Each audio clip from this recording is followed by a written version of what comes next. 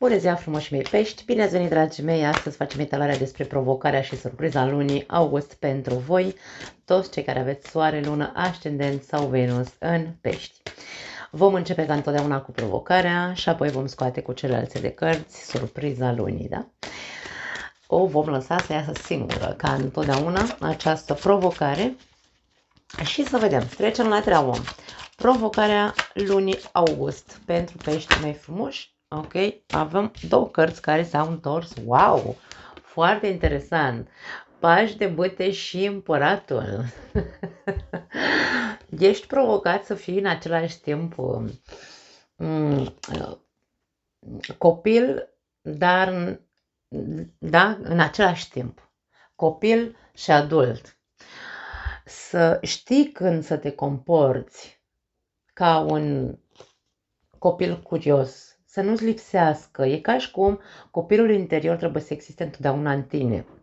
Să te bucuri de această viață, să te bucuri de toate lucrurile, nu știu, care îți trezesc o anume plăcere, curiozitate, lucrurile care te atrag. Deci să nu existe o lipsă a energiei, dorinței în tine, îmi vine să zic, dar în același timp să ai și o structură, să ai și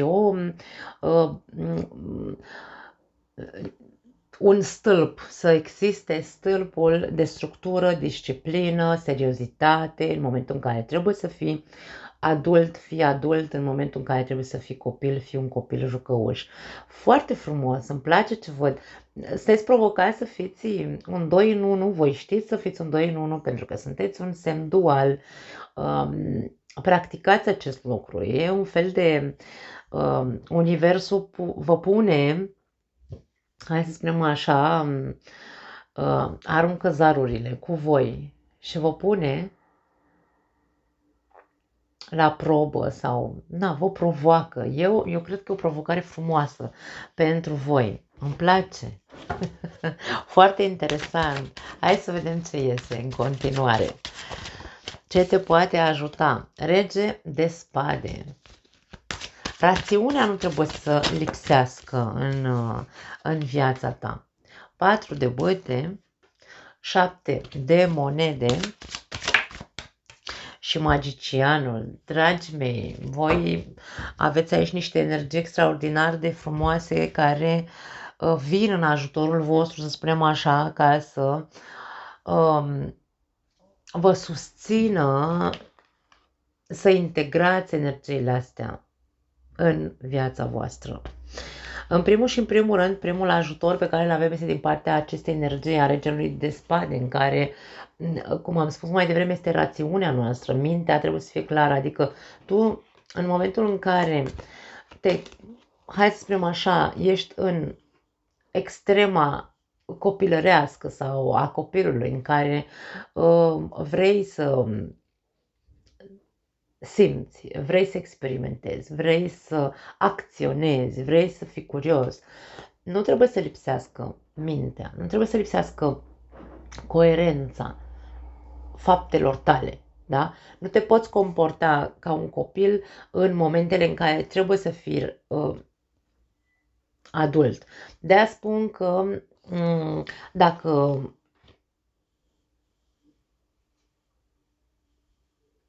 ne concentrăm atenția pe acțiunile noastre, da? Nu putem să ne dăm seama, putem să ne dăm seama foarte clar, să vedem la noi faptul că nu suntem responsabili și că facem așa acțiuni din astea de copii mici când de fapt ar trebui să fim maturi sau să ne comportăm ca niște adulți. Și de aia spun că este de dorit pentru toată lumea, nu doar pentru pești, să nu lipsească copilul jucăuș din noi, dar să nu lipsească și adultul responsabil și disciplinat. Da?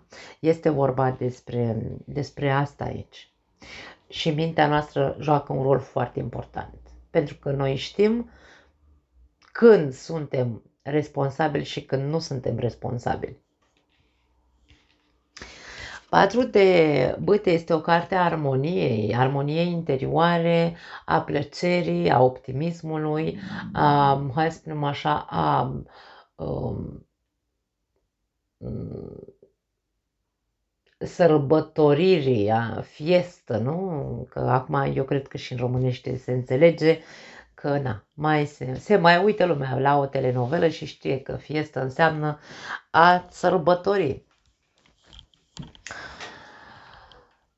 Ca energie de ajutor, 4 de bâte, pe lângă acest rege minunat, care este mintea noastră foarte coerentă,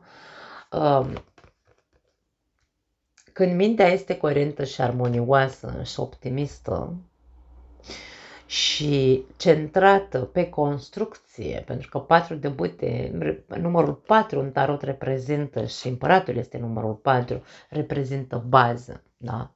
Fundație. Putem să construim o fundație sănătoasă, rațională, analitică, știm să așteptăm momentul potrivit în care trebuie să ne comportăm într-un fel sau în celălalt fel și atunci este când viața noastră devine una, hai să spunem, magică, dacă vreți. Da. Deci, toate aceste energii de ajutor vin să ne spună de fapt că toate lucrurile astea tu le conții. Și nu doar tarotul ne vorbește despre faptul că peștii conțin toate energiile. Peștele este ultima zodie din tot horoscopul, din tot zodiacul. Asta vrea să ne spună că conține toate energiile de la toate zodiile. Tu poți să fii orice. Ești un semn mutabil. Asta înseamnă că te poți transforma în orice. Tu ești reprezentantul magicianului, să zicem așa, sau magiei. Ideea este ce alegi tu să fii. Pentru că dacă ești provocat să fii ambele lucruri, să fii și copil și adult în același timp, tu poți, pentru că ai la îndemână toate energiile de pe această din acest univers, să zicem, da? Știi cum să manevrezi energiile. Și aia de pământ, și aia de aer, și aia de apă, și aia de foc. Știi ce să faci cu ele. Aici avem aer, pământ și foc. Tu în sine ești un semn de apă. Aceste 3 energii vin să completeze ceea ce am spus și bomboana de pe colivă, dacă vrei, da, nu știu de ce am vrut să zic bomboana de pe colivă, sau hai să zicem bomboana de pe tort, că de pe colivă parcă sună urât, așa. Este magicianul care conține cele 4 energii. Aici avem 3 energii care vin în ajutorul tău să-ți spună că tu știi foarte bine cum să construiești, știi foarte bine când să aștepți momentul sau când este momentul potrivit să te comporți așa sau așa. Dar, depinde, bineînțeles, de ce alege fiecare dintre noi. Pentru că unii dintre pești ar putea să fie foarte coerenți mental, foarte serioși, pot să fie persoane foarte raționale, pentru că peștele peștele este pe axa pește fecioară. Și foarte mulți dintre pești se regăsesc mult mai mult în energia fecioară, că este o energie de, nu știu, atenție la detalii, foarte corect, foarte coerent, foarte obsedați cu seriozitatea. Da? Sunt foarte mulți pești care se polarizează de fapt la energia fecioarei. Și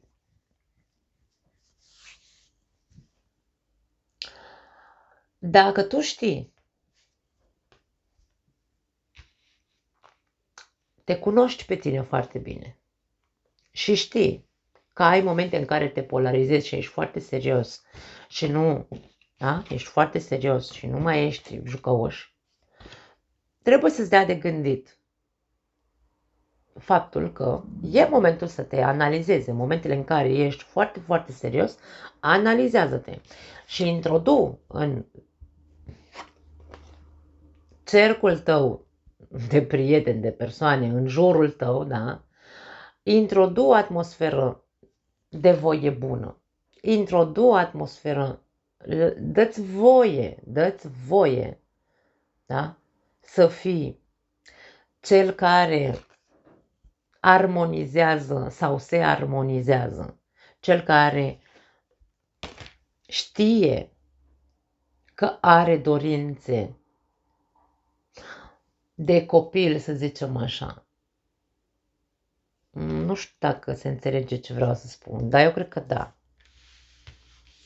Deci, dacă provocarea este, să recapitulăm, ca să rămânem aici cu informațiile foarte bine înțelese.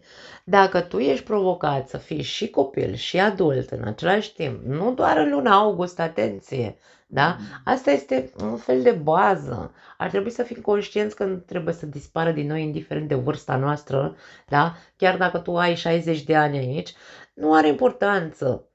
În tine ai un suflet viu care vrea să trăiască sau să experimenteze. Dă-ți voie, da? Și dacă asta este provocarea, tu trebuie doar să fii un pic atent la detalii în momentele în care, domne, cum am zis, e moment să construiesc, trebuie să fiu serios, e moment să, uite așa, să am și eu niște vrăjală în mine, fac pe copilul sau, nu știu, vreau să obțin ceva, vreau să manipulez, da? Vreau să manipulez, dar o fac într-un mod inteligent, nu fac să calc pe cadavre, nu. Da? Vreau să câștig ceva, mă comport aici ca un seductor, dacă vrei, da? Pentru că este energie de foarte mare putere, magicianul, putere de manipulare, într-un mod conștient, ca să obțin rezultatele pe care le vreau. Când vreau rezultate de seriozitate și construcție și așa, mă pun, bineînțeles, în aceeași măsură, mintea mea trebuie să fie strategă, corectă și să știu când este momentul potrivit să acționez în avantajul meu de a construi ceea ce eu îmi doresc să construiesc. Da. Despre asta e vorba, să știi când este momentul potrivit, pentru că tu, oricum, în interiorul tău ești atât de intuitiv încât tu știi foarte bine ce ai de făcut. Da, foarte frumos, îmi place ce văd la voi. Hai să vedem surpriza. Surpriza lunii august pentru peștii mei frumoși. 3 cărți foarte interesant. Wow! 6 de monede.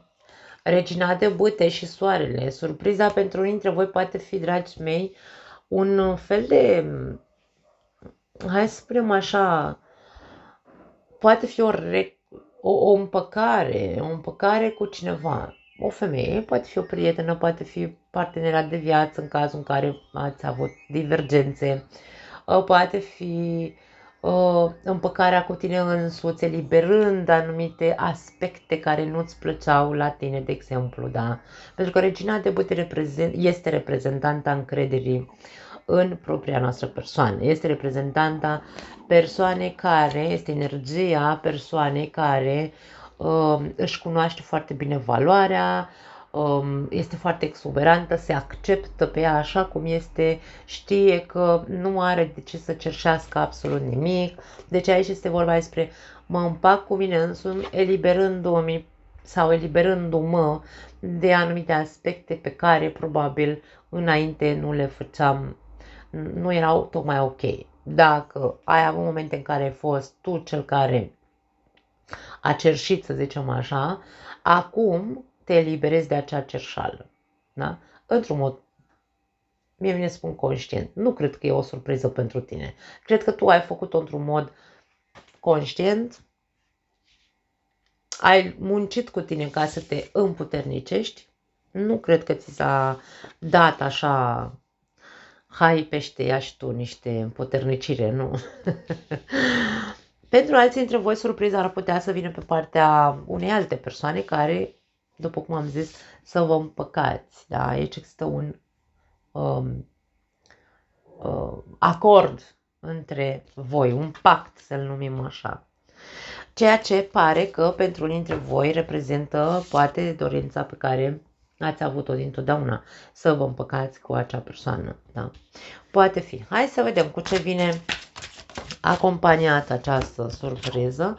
Avem îndrăgostiții, 9 de spade, interesant, și mai vreau 2 cărți, au sărit prea multe, mai vreau încă 2 cărți, rege de monede și luna, interesant.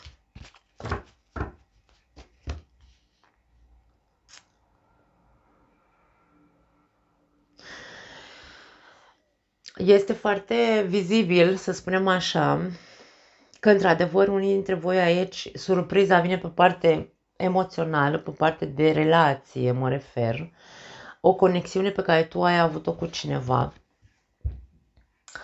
care probabil a dat foarte mari bătăi de cap această conexiune, ori la un moment dat ați decis să vă despărțiți sau aici s-au ascuns niște lucruri, nu s-au spus, fiecare a păstrat. Mie ne spun că ambii parteneri aici au păstrat pentru ei înșiși, pentru el însuși, ceea ce îl frământa. Da. Și dacă ați ales cândva să vă despărțiți, pentru că aici vorbim despre o împăcare pentru unii dintre voi, dacă ați ales cândva să vă despărțiți, a fost doar pentru că, din punctul vostru de vedere, fiecare dintre voi, da, din punctul lui de vedere, nu era dispus, îmi vine să spun, să pună lucrurile pe masă, lucrurile care îl preocupau, da? Sau lucrurile care poate credea că e doar în subconștientul lui. E aici un soi de energie de genul ați privit într-un mod realist, fiecare a avut realitatea lui în această relație și ați ales cumva să vă despărțiți pentru că nu erați pregătiți să exprimați punctul vostru de vedere, realitatea voastră, nici tu, nici celălalt. Acum, dacă surpriza vine din partea unuia dintre voi, că poți fi tu cel care face o surpriză celuilalt sau poate fi celălalt care îți face ție o surpriză să-și dorească pentru că ați fost fericiți, da? Ați fost fericiți și își dorește sau poate amândoi cădeți de acord, ajungeți la aceeași concluzie că e ok să mai încercați odată pentru că ați fost fericiți, vorbim despre cei care au fost fericiți, da? Nu pentru toți peștii, și să mai dați o șansă acestei relații în momentul ăsta, trecând prin criza necunoscutului, sufocării, criza în care fiecare dintre voi și-a spus povestea în interiorul lui, în mintea lui. Acum sunteți dispuși, probabil, fiecare dintre voi să vă spuneți, să eliberați acele incertitudini, acele frici, acele preocupări pe care le-ați avut în trecut și pe care atunci, la momentul trecutului, nu le-ați pus pe masă. Acum se pun pe masă și se eliberează, se discută și probabil că de-aia se ajunge aici la un echilibru din nou între voi, da? Foarte interesant. Dacă nu este vorba despre o împăcare și este vorba despre tine, echilibrul pe care tu îl recuperezi pentru că te-ai eliberat de anumite aspecte ale tale, după cum am spus mai devreme, nu mai ești acel, hai să spunem, cerșetor, știu că sună urât, dar nu vreau să sune urât. Vreau să sune ca cerșala poate fi faptul că te-ai mulțumit cu picăturica de iubire sau cu ceea ce îți ofereau ceilalți, nu cereai mai mult, tu nu cereai niciodată în egalitate a cât ofereai. Și aici, de aici vine energia de cerșetor în această carte, da? Și aici vorbim despre faptul că tu ai reușit să eliberezi această energie de cerșetor și să devii o persoană puternică care acum știe, domne, cât valorează, știe ce merită și știe că nu mai acceptă jumătăți de măsură, da? În momentul în care ajungi într-un moment în care să te surprinzi chiar și tu de tine însuți, să zici, băi, am ajuns în sfârșit și mă minunează și pe mine faptul că am ajuns în punctul în care să nu mai accept jumătăți de măsură. Da? Și aleg, da? Alegi să nu-ți mai bați capul cu nimic care să te ducă în ceață, care să te confunde într-un fel sau altul. Orice persoană ar veni către tine să te bage în ceață sau să intuiția ta să spună, vezi că tu cunoști genul ăsta de experiențe sau de persoane și nu vezi seriozitate, nu vezi implicare, nu vezi, cum să zic, dorință de construcție lângă tine, nu vezi compromis, tu nu îți vei mai bate capul cu acest gen de persoane care doar încearcă să te îmbărlige sau să te ducă cu vorba, ca să ne înțelegem pe românește. Da? Deci aici e vorba despre împuternicirea ta într-un mod foarte conștient, coerent,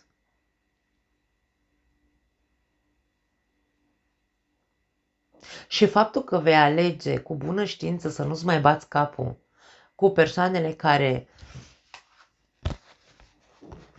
sunt superficiale într-un fel sau altul și îți produc ție anxietate, ca și cum eu refuz să mă mai